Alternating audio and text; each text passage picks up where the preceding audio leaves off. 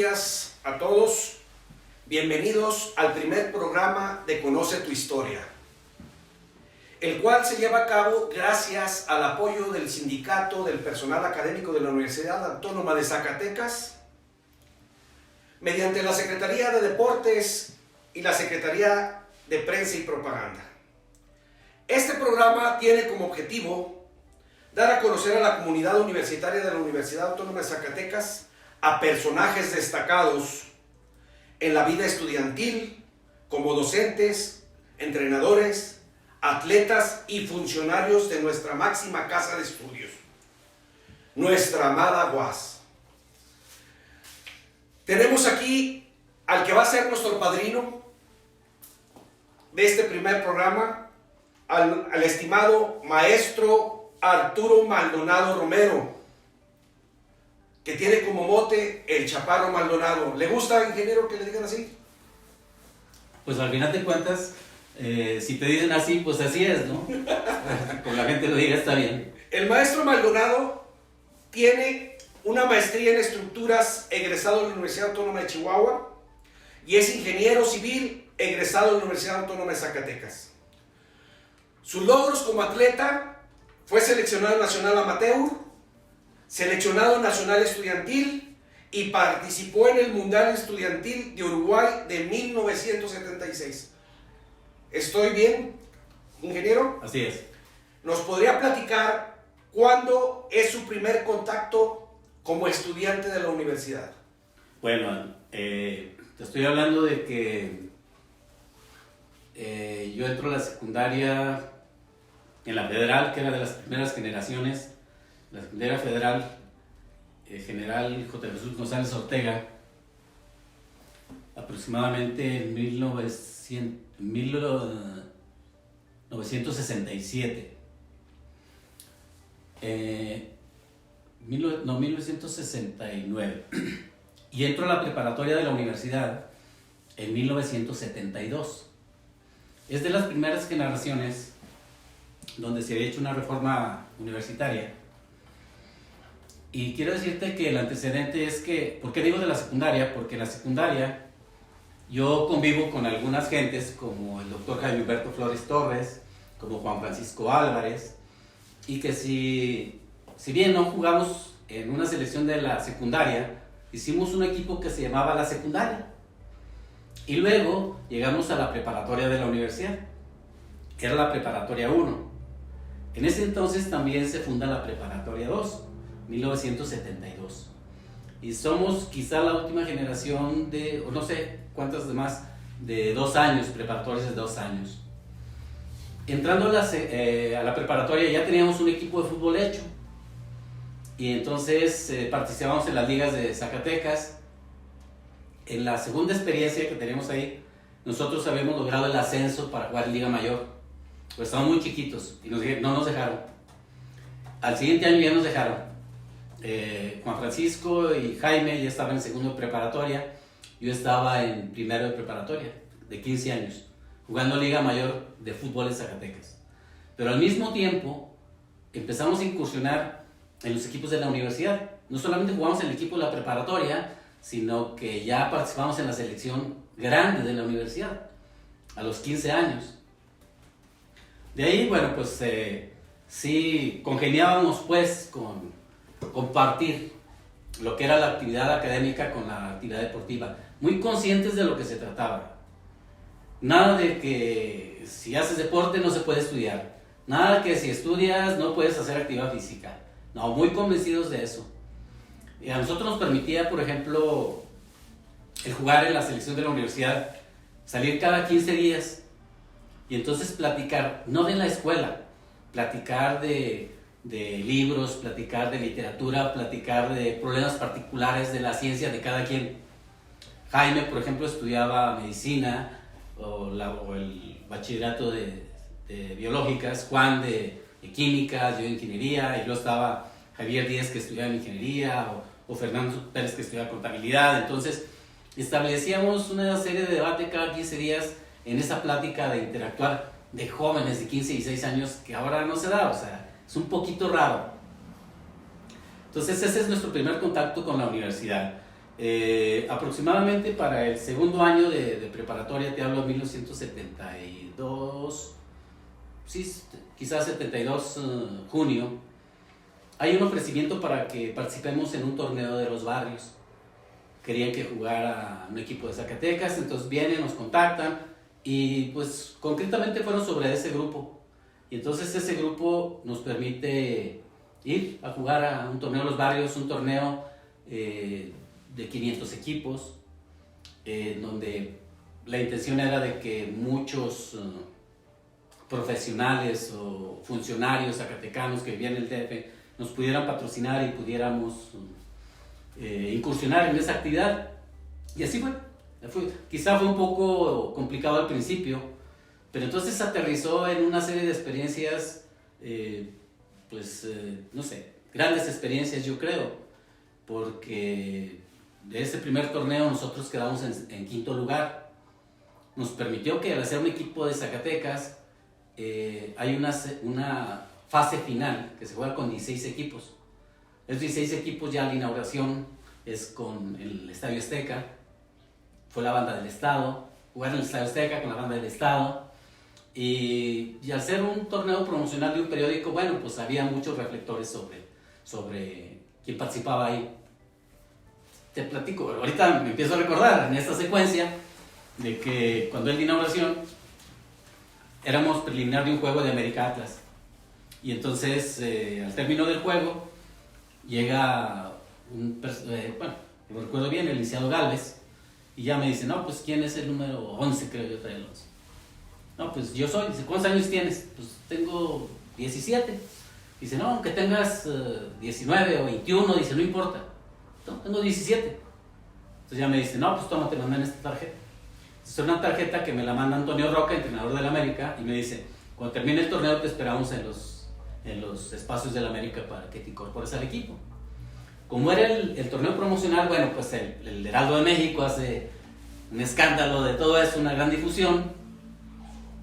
Sale al otro día que yo podía jugar y que un jugador de Zacatecas interesado en la América. Entonces, ante eso, la gente de la Federación Mexicana de Fútbol, del sector amateur, pues van y llaman la atención y me estuvieron observando 2-3 juegos y ya me dijeron que era inmaduro que me fuera para allá porque es complicado el escenario del fútbol y me sugirieron que me fuera a la selección amateur. Entonces ya fui a la selección amateur y estuvo bien. Quiero decirte que el objetivo que yo tenía centrado era que yo quería estudiar arquitectura y Zacatecas no había arquitectura. Y yo decía, yo me voy. Yo me voy porque alguien me va a mantener, me va a dar donde dormir y voy a jugar fútbol. Yo me voy. Y esa fue mi intención. Desafortunadamente, el estar ahí implicaba entrenar 3 veces al día. Casi 8 horas diarias. Entonces, por muy malo que seas, te hacen bueno. Adquieres habilidades, adquieres aptitudes. Las actitudes no, esas tienes que madurarlas tú solo. Y entonces ante eso, pues yo decido quedarme. Es, no sé, a veces creo muy pretencioso decir quiénes formaban parte de esa selección, ¿verdad?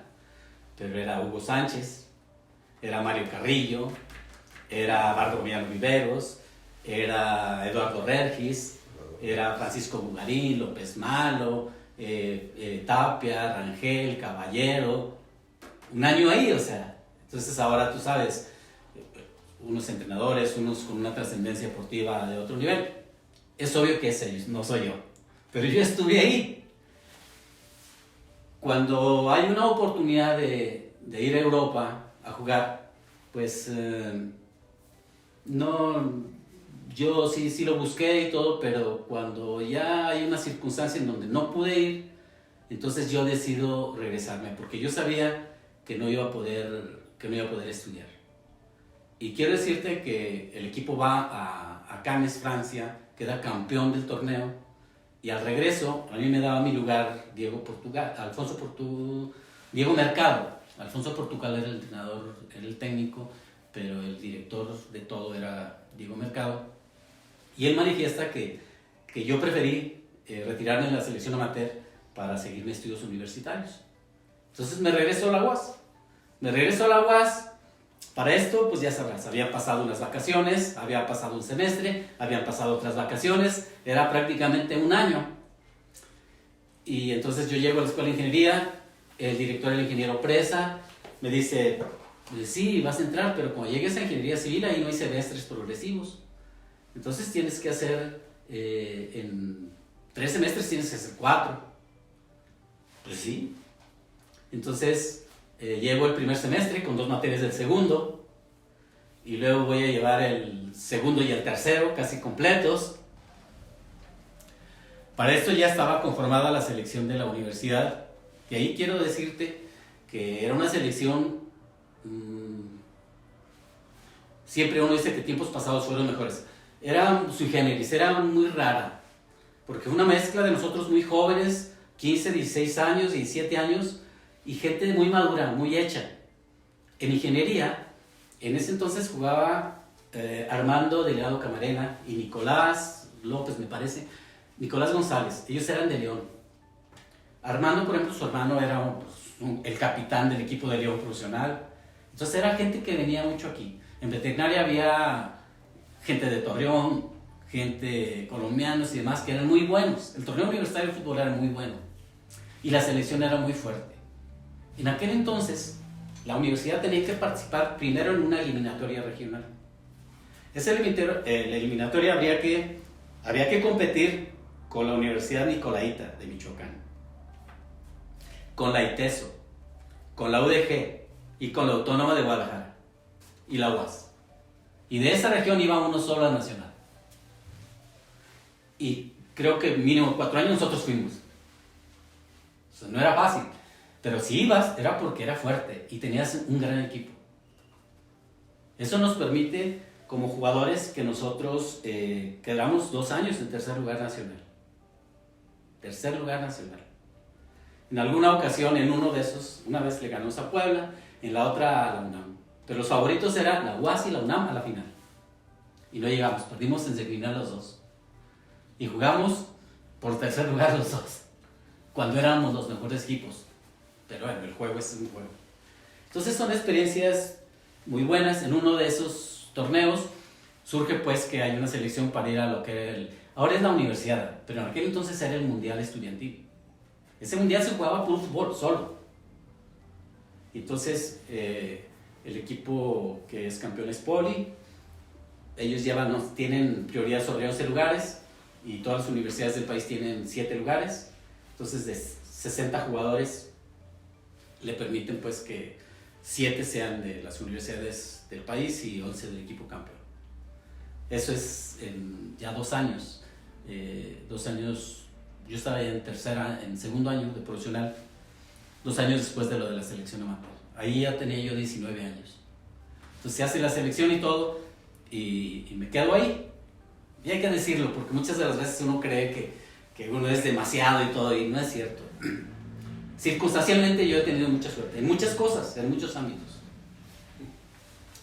Cuando yo quedo en la selección amateur, en la selección estudiantil, el entrenador era José Manuel Serrano, él estudió en Holanda y demás. Y él nos dijo, yo respeto mucho a ustedes, pero todos los de provincia no tienen el nivel. Entonces vienen aquí de compromiso, van a ir ahí, pero los titulares son los del Poli. Bueno, pues ni modo. Lo recuerdo muy bien. Un jueves jugamos contra el Atlante de preparación y me dice, tú vas a entrar ya me juntaba de medio y todo. Vas a jugar de suplente por fulano. 20 minutos, me dice. Antes de terminar el juego. Faltando 20 minutos íbamos perdiendo 2-0. Y por el que yo iba a entrar metí un gol. Entonces yo digo, pero entro yo meto un gol y doy un pase y ganamos 3-2. Jueves.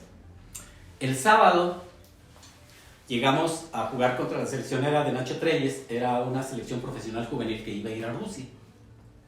Entonces llegamos al centro de alto rendimiento y entonces al bajarme del camión el entrenador Serrano platicaba con Jesús Rodríguez, él decíamos el gallinazo, en la selección amateur él era uno de los preparadores físicos. Entonces cuando yo bajo del camión ellos platicaban a la puerta de la entrada y entonces Jesús me reconoce. Era raro porque yo traía el pelo ya muy largo y cuando yo estuve en la selección amateur me decían Kung Fu porque andaba rapado. Y entonces cuando paso, me habla y me dice, ¿qué hubo, Kung Fu? ¿Qué andas haciendo? Ya le digo, no, pues estoy jugando en la selección estudiantil y esto. Creo que mínimamente el entrenador le preguntó por qué me conocía. Entonces ya le dijo que yo jugaba en la selección amateur. Esa fue mi credencial para jugar. De ahí, a la hora del juego, yo veo el pizarrón, ya era titular. Y afortunadamente íbamos ganando 1-0 y yo había metido un gol contra la selección profesional. Y entonces, pues ya, era sábado. En la tarde teníamos que salir a jugar a Zacatecas, que era el juego de despedida de la selección, porque habría que irse a Uruguay el martes siguiente. Y entonces al venir a Zacatecas ya el entrenador habla conmigo, me dice, cuídate, es esto. Entonces el trato había cambiado mucho. Yo ya era un jugador, pues, de los que estaban adentro. Y de ahí para el Real.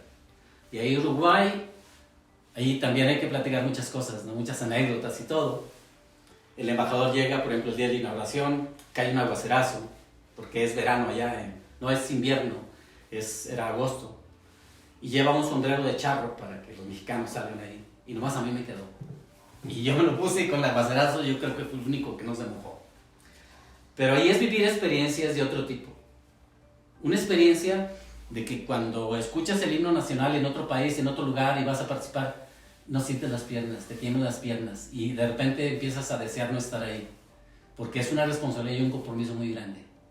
Y no sabes si reír, si llorar, son una serie de emociones tremendas, que después cuando las platicas, presumes de ellas, pero en su momento, a la hora de vivirlas, no es sencillo.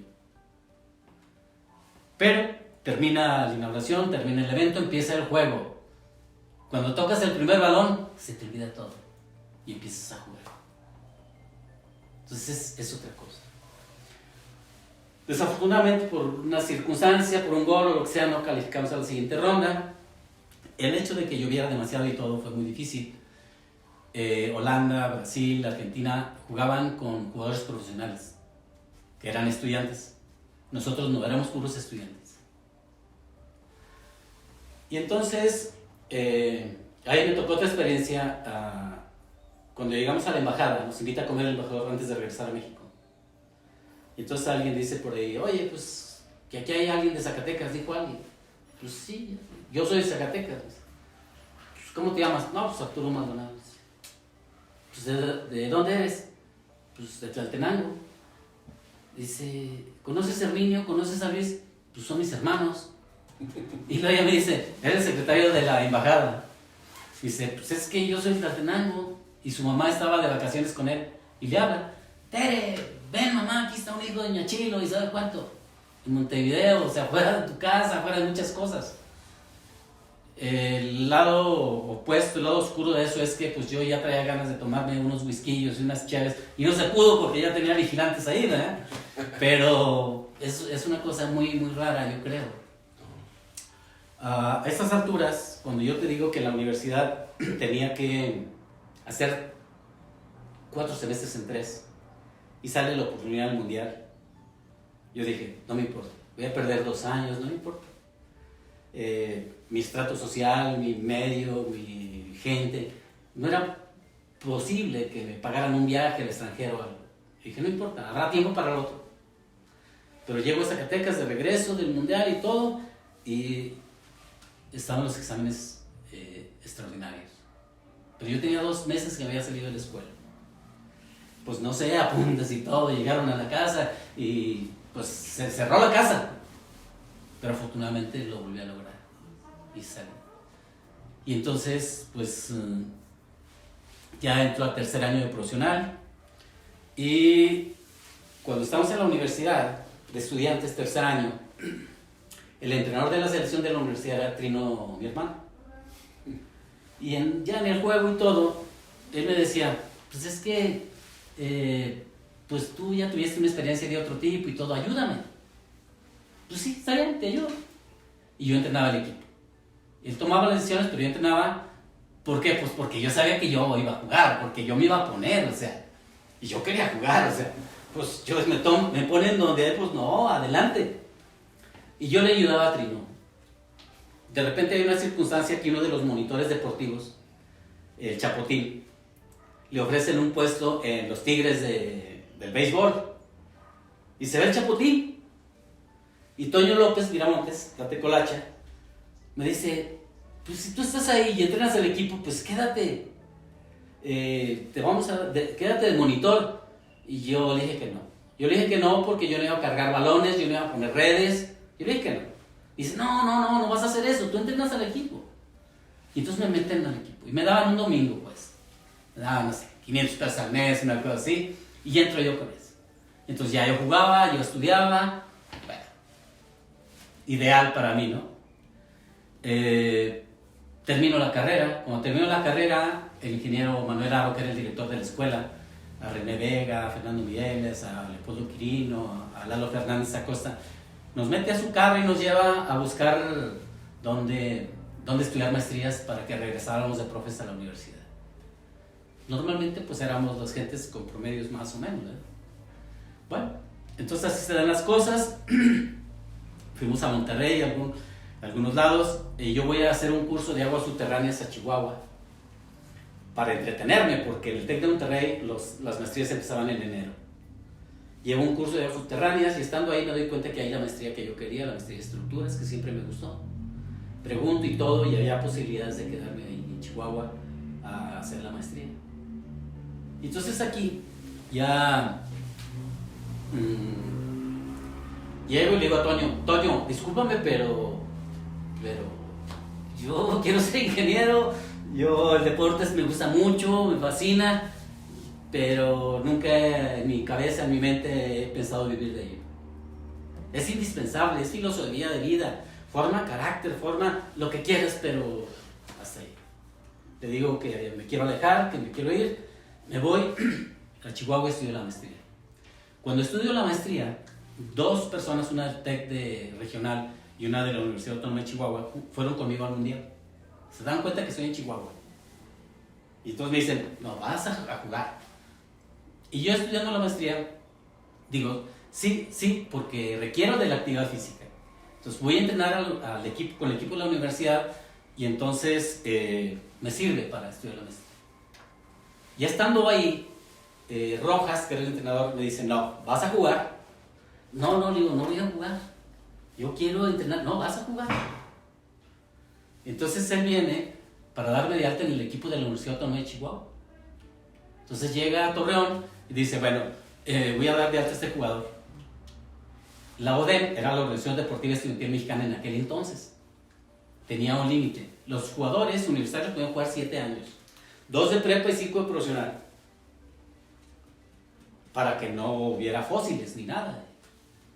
Y yo jugué desde el primero de prepa, yo tenía 7 años. Entonces cuando ponen en la mesa, alguien se levanta y dice, él no puede jugar con Chihuahua. Él ya jugó 7 años en los torneos estudiantiles. Y ahí el de la mesa directiva dice, ¿tú qué? ¿Por qué dices eso? ¿Por qué? ¿Lo conoces? Dice, sí, es mi hermano. O sea, Trino dice, él no puede jugar. Él ya jugó en la UAS, él ya estuvo, entonces no. Y entonces en la mesa dicen, bueno, pero si la intención es que los jugadores no sean fósiles ni nada, él no es fósil, él está estudiando, ¿no? Sí. Bueno, pues que sí, me dieron la oportunidad.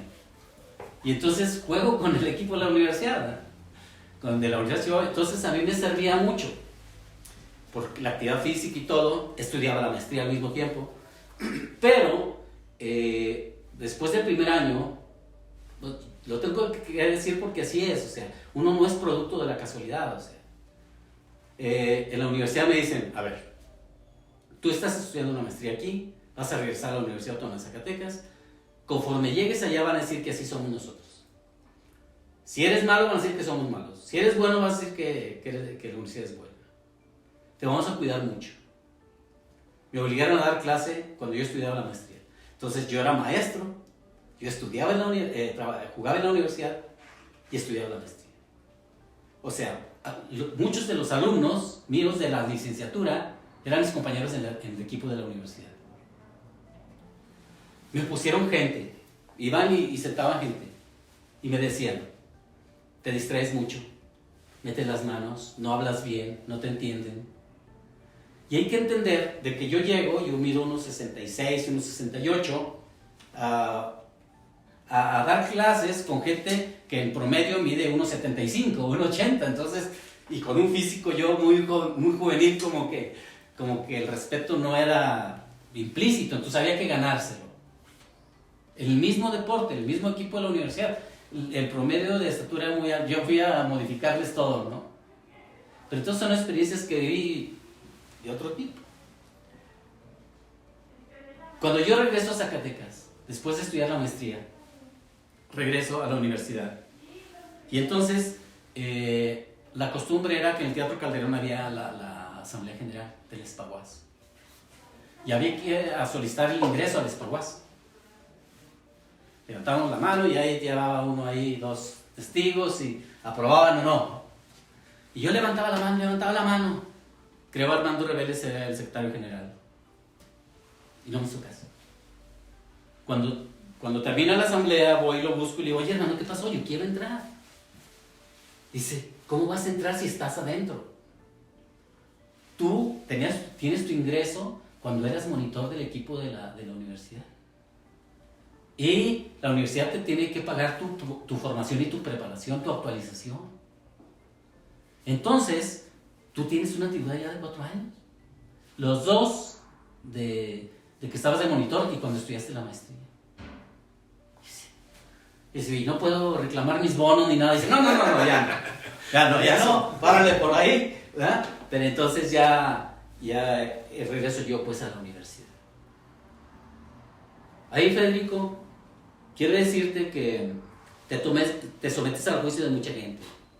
Porque muchos dicen, va a venir aquí, ya de tiempo completo, ya todo. ¿De dónde? ¿Con qué?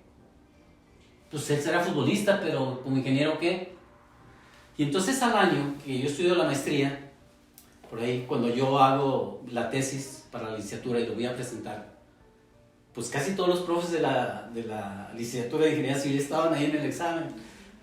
Casi mi examen de posición fue ese. Y todos viendo a ver de qué se trataba. Esto yo nunca lo he platicado, muchas de las cosas que te estoy diciendo, pero las digo porque al final de cuentas es así. O sea, creo que nuestra generación está acostumbrada a que no le regale nada. Y si hay facilitadores de las cosas, lo mínimo que tienes que hacer es corresponsable con esa gente de lo que vas a hacer. Y entonces, si a mí me han depositado mucha confianza en muchos sentidos, lo mínimo que tengo que hacer es corresponder en eso, en el ámbito que sea. Si tiene algunas anécdotas como estudiante, ¿quiénes fueron sus maestros? Ajá. ¿Qué tipo de nivel había en ese tiempo en ingeniería civil? Bueno, porque hablamos de que antes había muy buenos ingenieros. Fíjate cómo es el escenario y cómo creces, pues. ¿Por qué somos así? O sea, yo quisiera que a veces las palabras que uno expresa no ceden a arrogancias o a fomentos de los egos de cada quien. No, porque eso somos la UAS, o sea, estamos en una vitrina, en un cristal. Cuando yo entro de la preparatoria, que es 1972, salgo en el 74, entro a la escuela de ingeniería. Yo no tenía problemas de que me cortaran el pelo, que me raparan, porque eso te identificaba en la preparatoria, en la ingeniería. En 1977, cuando yo estoy en tercer año, ya regresado del mundial, es el problema de la universidad. Es cuando el gobierno quiere meterse en la universidad, quiere tener el control de la universidad. A mí me toca como estudiante. Y entonces en ese escenario, pues se polariza y se hacen grupos y nuestros maestros que eran los profesionales con más experiencia en la ingeniería civil, algunos de ellos tomaron partido del lado del gobierno, por ejemplo. ¿Qué hicimos como estudiantes? Pues nosotros andábamos en medio. Y entonces hicimos una serie de propuestas y demás. El caso es que nosotros trajimos maestros de Puebla. Bien, maestros de Puebla. Tú has de conocer, por ejemplo, al profesor Zarco. Nosotros trajimos al hermano. El hermano era ingeniero civil. Y él nos daba concreto. Y un güero, no recuerdo el nombre de... Pero trajimos maestros de fuera. Ya cuando se normaliza todo, entonces ya las aguas vuelven a tomar su curso y se tranquilizan. Entonces, bueno, ellos regresan a sus lugares y todo. Y a partir del tercer año, entonces, nuestros maestros, te puedo decir, yo tuve y tengo, muchos son mis maestros todavía, porque hay que aprender muchas cosas, gente de mucha vocación, no necesitan títulos, no necesitan, por ejemplo, el ingeniero Carlos Martínez está por cumplir 46 años de docencia, una persona con la vocación que no te imaginas. El ingeniero Héctor Javier Romo Guzmán, bueno, él ya se jubiló, él está por ahí. El ingeniero Gama, el ingeniero Antonio Barrón, ya falleció el ingeniero Ezequiel Gómez, el ingeniero Reynoso, o sea, el ingeniero Campuzano, o sea, no, gente de calidad, de mucha calidad, el ingeniero Presa, ¿verdad? Acaba de morir el ingeniero Carlos Pérez Cardillo, el ingeniero Arturo Rodríguez, le decían la albóndiga.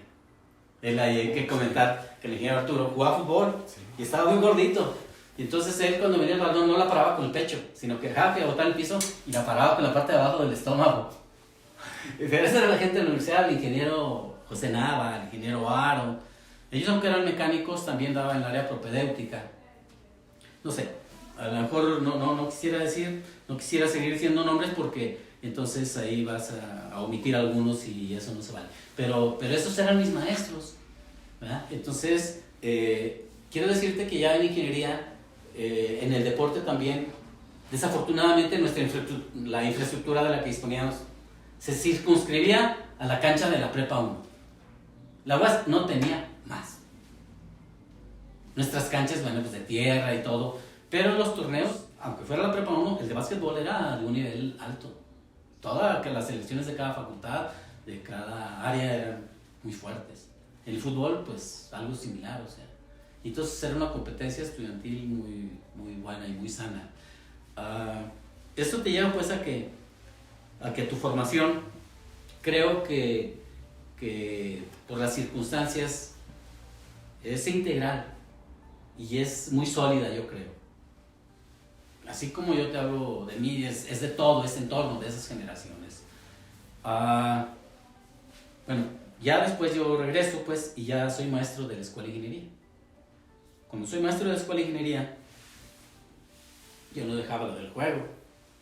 Cuando éramos estudiantes, la primer canchita de pasto sintético que hay en Zacatecas es la de Ingeniería. Cuando éramos estudiantes nos subíamos ahí y entonces los escurrimientos del cerro partían y humedecían la cancha. Es un espacio de arcilla, ahí donde está el squash y los laboratorios. Pues nos subíamos en una camioneta y le poníamos una viga y la nivelábamos para jugar.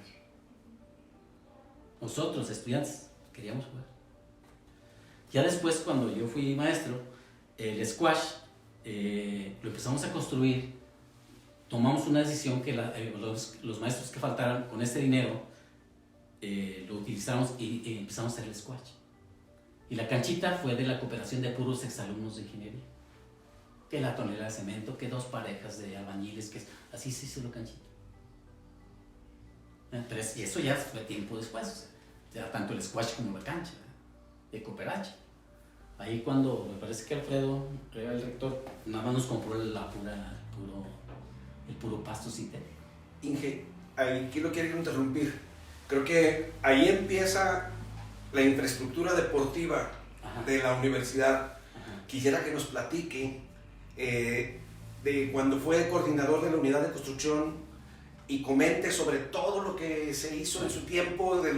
Yo sé que se hizo muchísimo, pero aquí importante para el programa sería la infraestructura deportiva. Okay. que hablamos, que a mí me tocó todavía como estudiante, que la preparatoria número 1 era el centro neurálgico del deporte, porque no teníamos nada, no teníamos nada. Claro, fíjate, lo que ocurre pues, ya cuando yo regreso a la escuela, yo soy secretario de la escuela con el ingeniero Aro, por ahí de 1983, 84, y yo soy coordinador del programa, responsable del programa de Ingeniería Civil 2 veces. Y ahí otra vez, más o menos ahí, yo observaba y tuve la fortuna de que mucha gente colabora, exalumnos y demás, y alguien quería poner sus granitos de arena, y esto, y entonces empezamos a meterle mucho cariño a la universidad, porque muchos cuando salen la denostan, y gritan, y brincan, pero no hacen nada por ella, cuando es nuestra madre, ¿no? Que estamos aquí y todo. Y entonces por ahí de 1900, bueno, yo empiezo a agarrar el rollo de la investigación y todo, y hacemos algunas cosas. 1992, a mí me invita a trabajar Arturo Romo al gobierno del estado. Entonces yo le decía, bueno, pues yo soy universitario, yo no me mando solo, el rector era Virgilio Rivera, el director de la escuela era Jorge Arturo Deli Jorge, y permítame, señor gobernador, en una semana le di. Yo le digo a Virgilio, le digo a Deli, me están pidiendo que si puedo colaborar en el gobierno. Dice, no, pues nadie nunca nos había pedido permiso, ¿verdad? Y entonces ahí ya el rector me dice, bueno, pues pide un año sabático, haz esto. Yo nada más les dije, ok, denme un permiso sin goce de salario, manténganme mis horas clase, y fui a trabajar al gobierno. No sé si mucho o poco, a mí me toca crear algo de infraestructura deportiva del estado y tratar de ayudar a la universidad lo más que se podía, ¿verdad? En aquel entonces Alfredo era el director de prepas, por ahí pintamos la preparatoria, hicimos algunas cosillas, pero en la cuestión de la infraestructura deportiva, a mí me toca hacer el gimnasio de Fresnillo. Me toca hacer la pista de tartán del estadio. Me toca hacer las unidades deportivas de Guadalupe, de Pinos, de Jerez, de Calera, de Sombrerete. Porque el deporte es fundamental en la actividad física, en el comportamiento de la gente, y en la formación pues, del carácter, la mentalidad de la gente. Y entonces pues yo traía ya eso. 5 años estuve trabajando con él, tuve la fortuna, no en la cuestión de infraestructura deportiva, pero construir el Museo Manuel Felgueres, el Museo de la Quemada, el 40% del Rafael Coronel, el Teatro López Velarde. Entonces, dice no, o sea, yo paso hasta, había una galería episcopal ahí en la Rinconada Catedral, o el Cucurucho de Fátima, o algo en Plateros. Entonces, no es importante la infraestructura física, es importante lo que representa y lo que cambia el comportamiento de la gente en el uso de la infraestructura física. La cuestión de los museos, la cuestión de la cultura, la cuestión es otra cosa. Lo que proyecta la gente que lo usa es lo más importante. Lo otro, pues, no es más que una cosa material que está por ahí. Entonces, yo me regreso a la universidad y entonces tengo la fortuna, pues, de hacer una estancia en Francia, en el INSA, de 2 años, con toda mi familia y todo, que es una experiencia también para mí de formación. Entonces yo he aceptado muchos retos y cambios. He dado mucho vuelta a la página, tanto en el deporte como en la cuestión profesional. Acepto muchos retos. Sé que me puedo equivocar. Sé que puedo cometer muchos errores. Acepto eso. Hay muchos aciertos, hay muchas virtudes, hay muchos defectos. Eso es un reto que tienes que aceptar. Eso te lo da el juego. Aprendes de eso. No puedes estar arrinconado en el confort de algo. No te puedes morir a los 25 años y que te entierren a los 80. No. A los 26, a los 28 hay que experimentar. ¿Te vas a equivocar? Claro que te vas a equivocar. Entonces acepto, después de lo de ser secretario, irme a Francia con la familia y todo.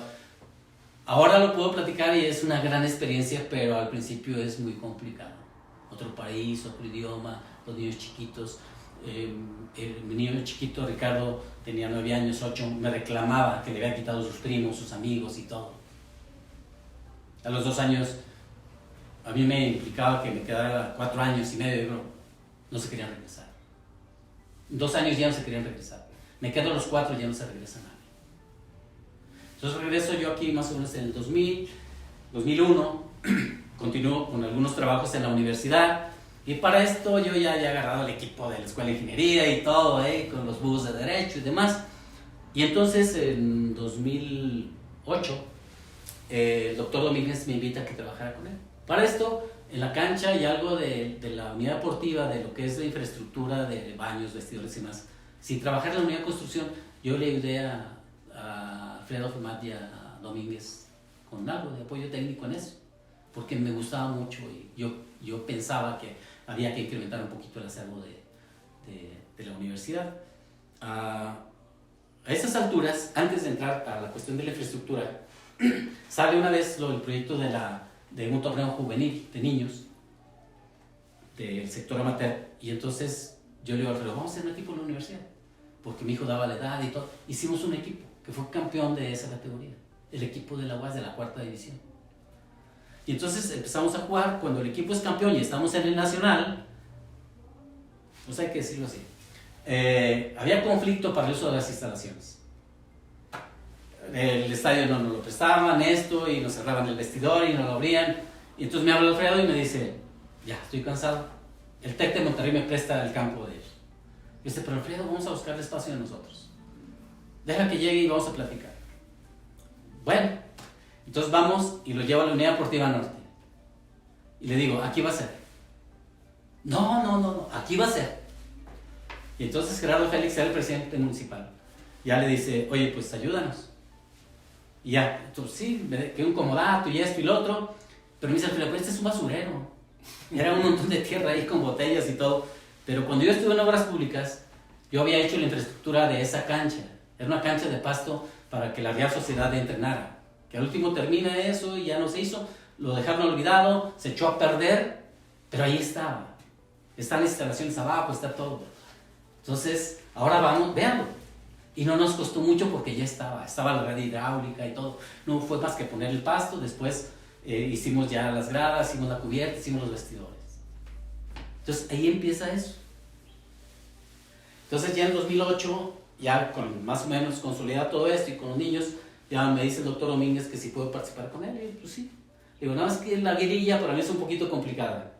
Yo no voy a andar diciendo que andar salón por salón o esto, como ando ahorita en los procesos, para mí es muy difícil eso. Pero dice, no, pero permite decir que usted va a trabajar conmigo. Sí, adelante. Entonces ya cuando me dice, usted va a ser el coordinador de la unidad de construcción, yo le decía, oiga, pero yo quiero seguir siendo el entrenador del equipo. ¿Está bien? Pero pues a lo mejor necesito una... ¿Está bien? Dice, haga lo que quiera. Usted tiene mi confianza. Haga lo que quiera. Yo sé que lo que usted va a hacer va a estar bien porque usted es universitario. Entonces yo tuve toda la libertad. Si algo en ese tiempo hubo una equivocación o se hizo, es mi responsabilidad. Nadie me dio línea, nadie me dijo. Yo tuve la libertad de todo, Federico.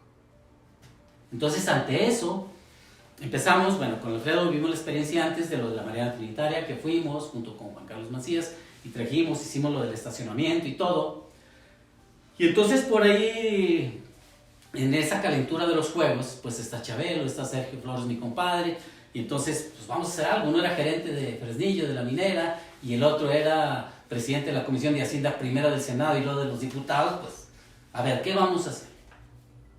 En alguna ocasión yo le dije, me dice Chabelo, ¿qué podemos hacer? Yo le dije, unas canchas de pasto sintético. ¿Cómo? Sí.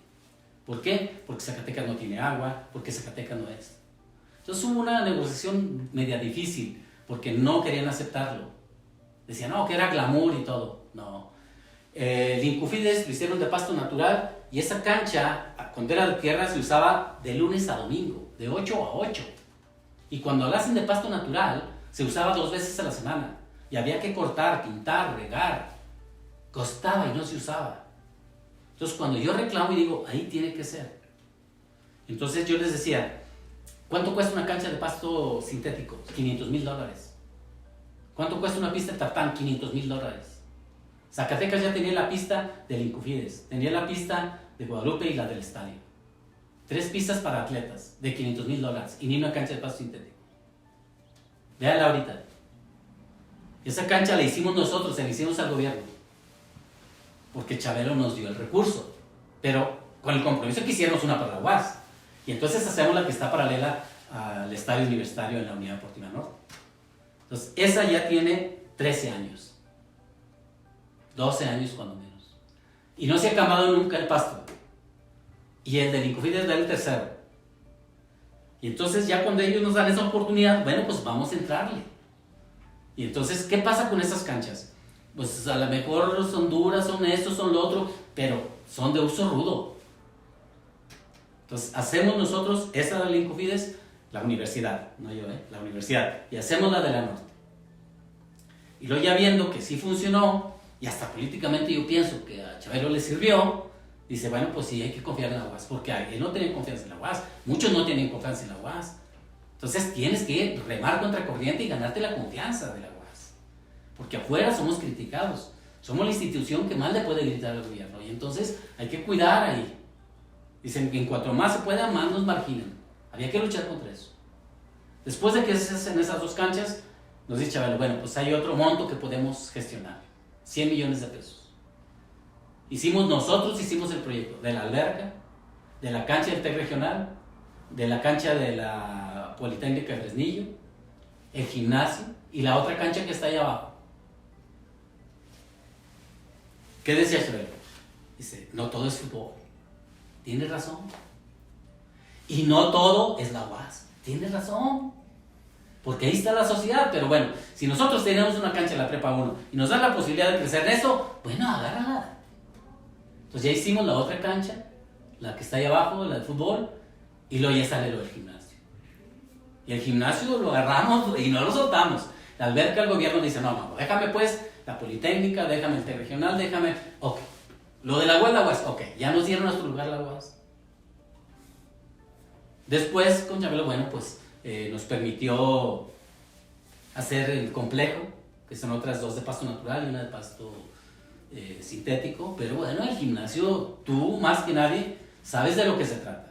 Tú, cuando tenías un equipo, te prestaban el Marcelino a las 11 de la noche, de 11 a 1, y te cobraban 250 pesos la renta.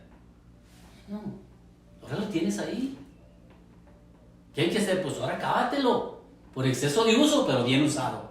Pero bien usado, mañana, tarde y noche.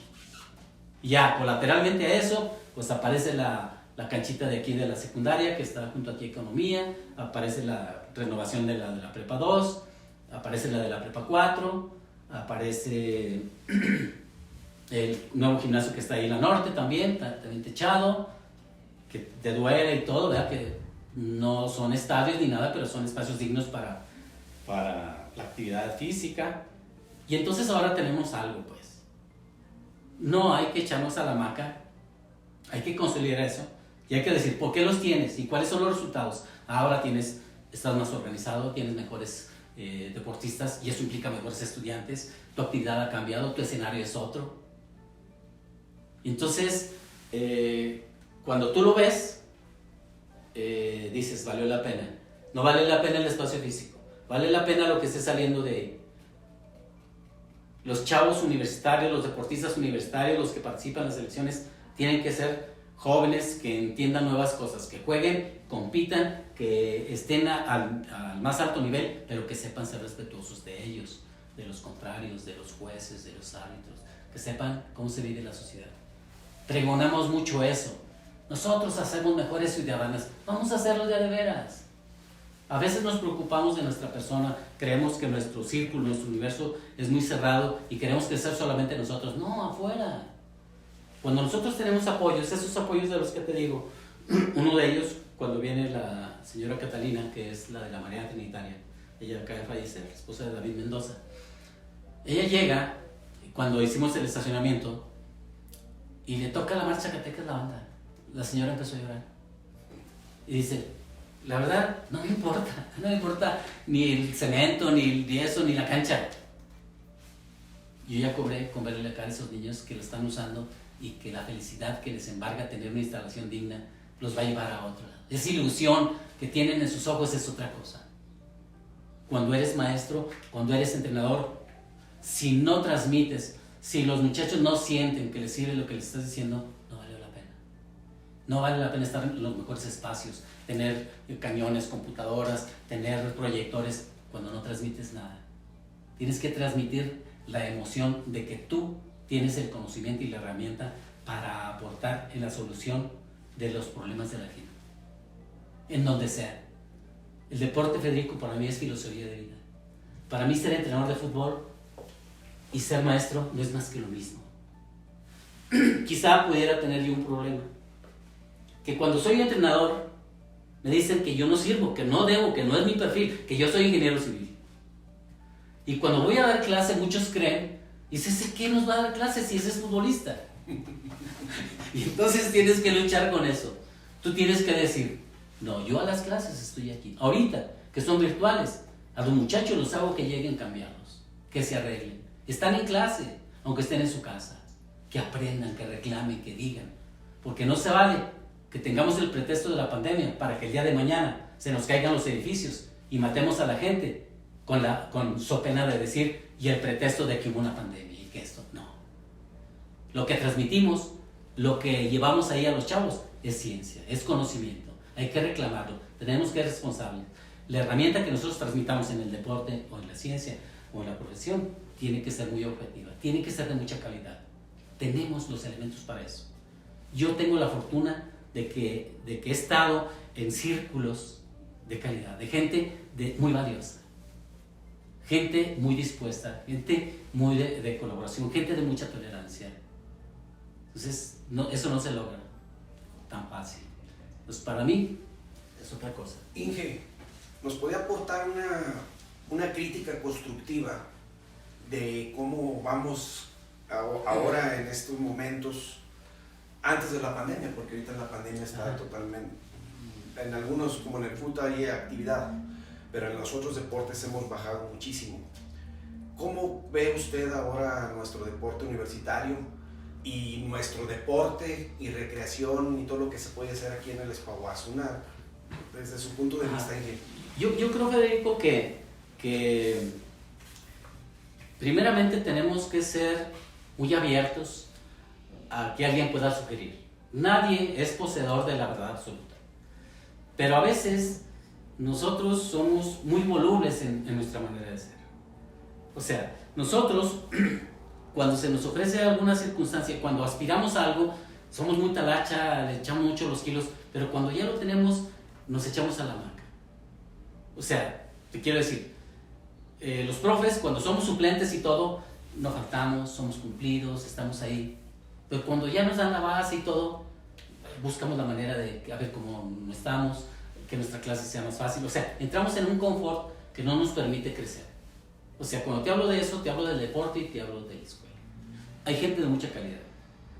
Hay gente muy responsable. Pero yo te digo, y más en el deporte, hay gente que puede aportar mucho. Tenemos que buscar la manera de que lo haga. Entonces no podemos doblegarnos. Yo les digo, insisto mucho en la cuestión del fútbol, por ejemplo. Tenemos una comunidad de 15,000 estudiantes en preparatorias. En fútbol. 8,000 son hombres. 4,000 juegan fútbol. Entre 15 y 17 años. No puedes sacar un gran equipo. Pero hay que estar ahí. Tráete a los muchachos, hazles unos torneos y todo. Y cuando les llames y sea su motivación de que lleguen a los equipos representativos de la universidad, van a crecer. Hay que hacerlo. Tenemos el material humano.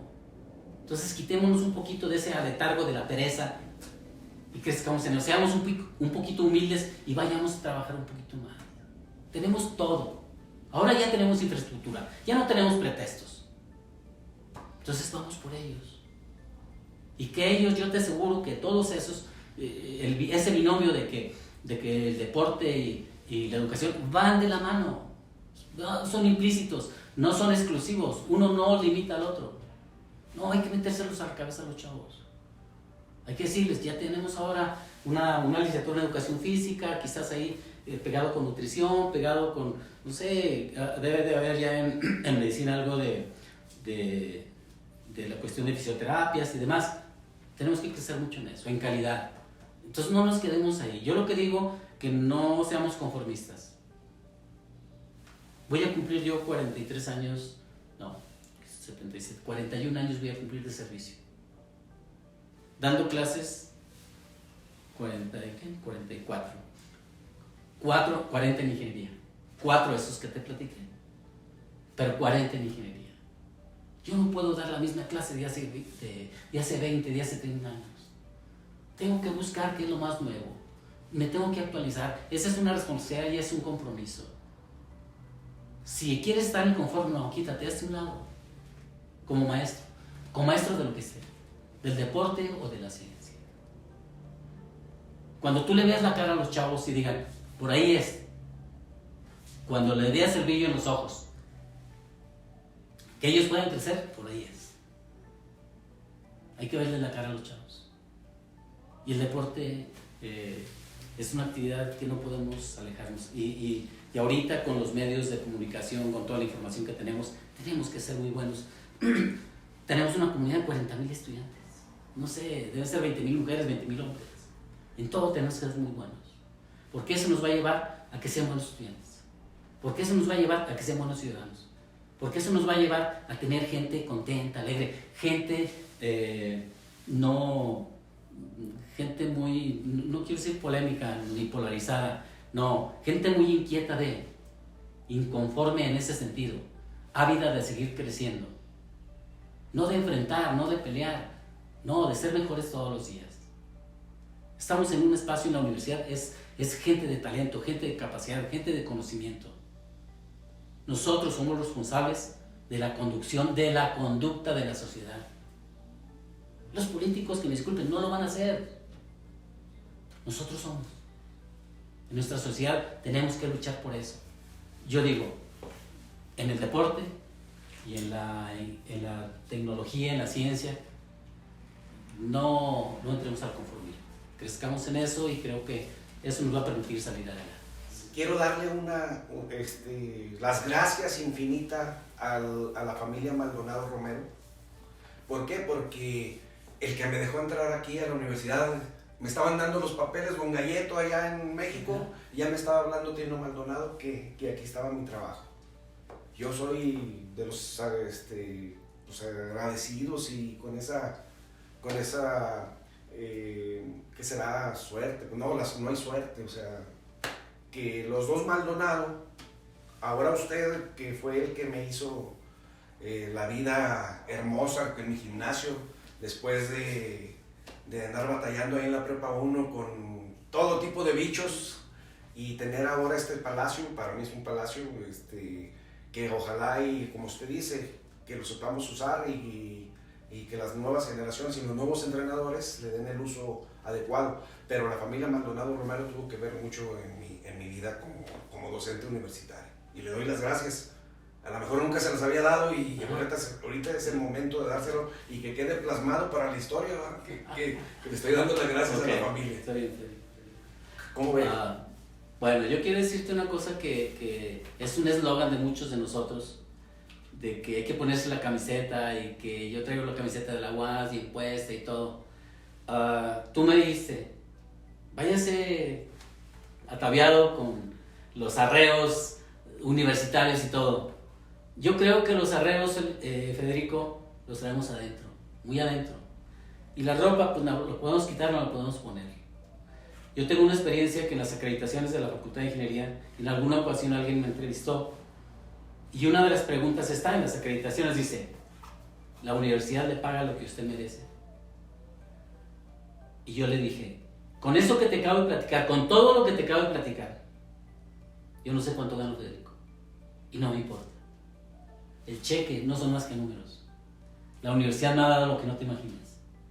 La educación de mis hijos, la educación de mi esposa, mi relación con mi esposa, con mis amigos, la relación con todos. Hay que poner la camiseta, pero no hay que decir que nos la pongamos, hay que traerla, ya de veras. La universidad vale la pena. La universidad es un ente, es nuestra alma mater, está ahí, es bien agradecida, nunca nos va a reclamar nada. Pues muchísimas gracias, Inge. Está bueno. Que no nos podemos dar el abrazo, ni en la mano, ni a lo mejor la patada, para que me vaya bien en los siguientes programas, ¿verdad? De que usted fue nuestro padrino, y pues a seguir por esta universidad, maestro. No hay de otra. Pues muchas gracias, Inge. Está bueno, Federico. Hasta luego, que esté muy bien. Ok.